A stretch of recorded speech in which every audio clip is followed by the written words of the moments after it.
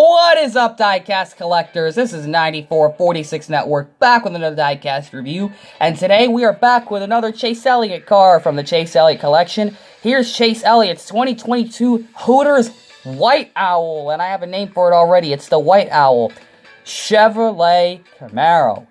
Right here, folks. Unbelievable car. And we're going to take a look at it. This is different from the Night Owl, which I will have for a comparison, because I'm close to my Chase Elliott collection. So you will have a comparison today, which you will get to. Let's get this diecast out of the box and ready to get a closer look at it. So here is the car out of the box here.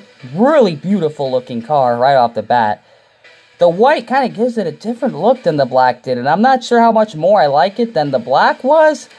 I don't know, I'm kind of torn about this one, guys. I kind of wish they kept the Night Owl a little bit. Still not a bad paint scheme, though, however. So, we're going to take a look at it.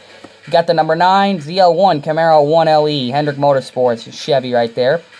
ZL1, you got Hooters right there with the eyes, or whatever you interpret those to be. You got the hood vents right there. You got Sunoco, Goodyear, NASCAR Cup Series number 9. The Chase Elliott, the owl with the eyes, which, like I said, it's up to you whether you determine what those really are. You got the Race Wind sticker, Acronis, Exalta, Cincinnati, Freightliner, Siemens, or Hooters, Mack Tools, and Siemens. That's the order. You got Kelly Blue Book, Valvoline right there. And it looks like that logo, I finally have an idea of what that is. I think that's a picture of Rick Hendrick on there. So, that's more than likely what that logo is, judging by what I've seen. Got A-Shock, Lumar, UniFirst, Hooters, Napa, Follow Me to Hooters on the back right there. Really cool that they put it on the back, just Follow Me to Hooters. You got Chevy, Valvoline, Camaro 9, ZL1. Napa Auto Parts with a nice little nick mark on the P in Auto Parts, and courtesy of Lino Racing. You got Elliott right there, number 9. Time for the paint scheme review. Spray painted in that white, that snow white color. This is a Gold Series car, so no fuzzy graphics on this one. So you got the number 9 on the side, which is the light blue outline, the white outline, and the orange number fill-in. But on the top, this is where the 9 gets detailed. So you got the all around, that bold outline that goes around the whole number is all that light blue, with the orange and the white number fill-in on the top. And of course, it's a simple scheme from there on out. You got a black spoiler and a black splitter. So the whole car in the front just starts out with those 3 shades of blue, from the lightest shade to the darkest shade of light blue, which I really like right there. It's about 4 layers. Let me get a closer look at it.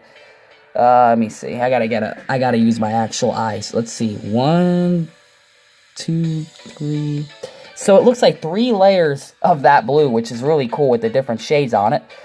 Got the orange, and across the side, those colors that I had just brought up of those blue shades go straight across the car. Orange, straight across the bottom, all the way to the back. That pattern's just going to continue all the way around the car. And if you're looking at the top of it, it's all orange on the top, that same orange that was on the side. And of course, the top of it being orange, the bottom of it is going to have that outline. Those same outlines of those blue colors, those 3 shades of that light blue, is just going to wrap all around.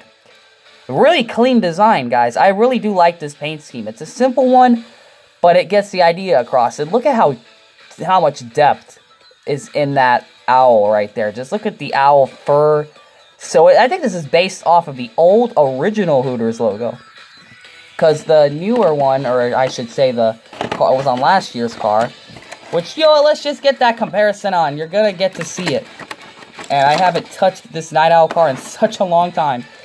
It's one of my rarest. So let's get a look at it, comparing the cars. And right off the bat, you guys can tell the Night Owl car is, I don't know, guys. I kind of like it more than the next gen one. I got to be honest. I like them both, but as you can tell, they used the old style Hooters Owl instead of the newer style owl, as you guys can tell, right here.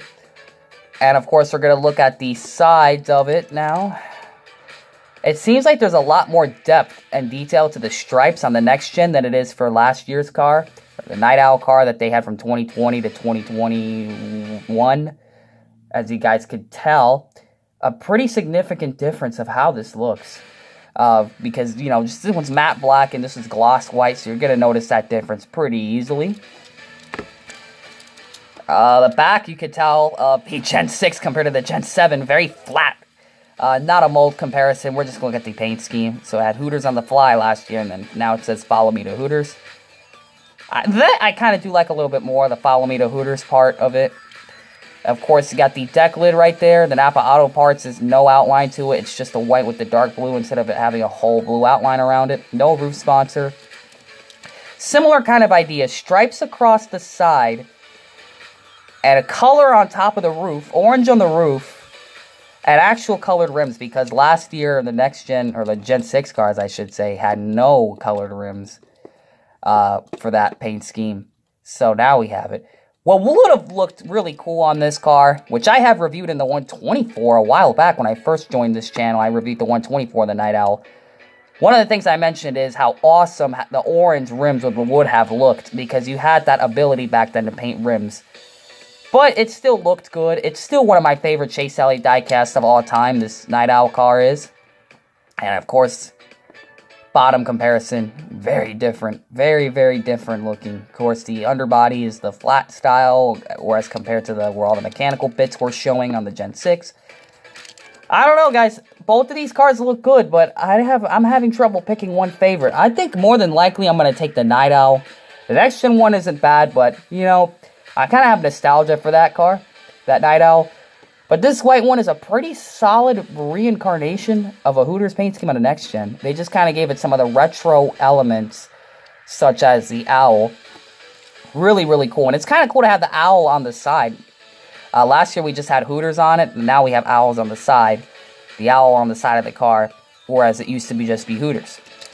But a solid, solid little pair-up of Chase Elliott cars right here. So, let's get the 360 review of the next gen. So, here's the front of the car, here's the hood, here's the right side, here's the back, here's the deck lid, here's the roof, the left side, and the underbody. And that will do it for the comparison of these two Hooters diecasts. Or the comparison and the review of the next gen. And here it is, I just got a little picture of it. Boom. And a screenshot, there you go. Really nice looking cars. I hope you guys enjoyed this one. Hope you guys, the Chase Elliott fans, are happy that we finally got another one to review for the channel. We still have a lot of them up here to review, so stay tuned for them. Thank you guys for checking out this diecast review. Comment, like, and subscribe. And hopefully you guys enjoyed it. And always remember to make sure you know what you're doing when you're putting decals on your diecasts.